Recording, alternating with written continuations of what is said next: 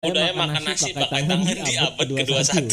Masih makan nasi pakai tangan. Percaya nggak orang Indonesia percaya kalau setelah buang air besar langsung makan nasi pakai tangan itu sehat buat badan. Orang-orang itu secara nggak langsung makan kotoran. Ini kata orang Koreanya.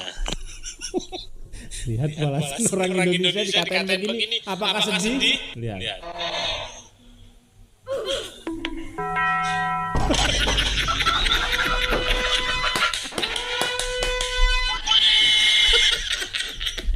Sebenarnya ya, ini gue kasih tahu trik dari netizen Indonesia. Kalau misalkan lo mau kuat di sosial media, caranya simple untuk bertahan menjadi yang terkuat seperti netizen Indonesia ini. Caranya gampang. Jadikanlah kata-kata atau ejekan dari orang sebagai sumber energi lo untuk di sosial media. Sedangkan orang Korea tidak pandai memakai momen-momen itu. Mereka malah nangis, malah stres, direndahin makin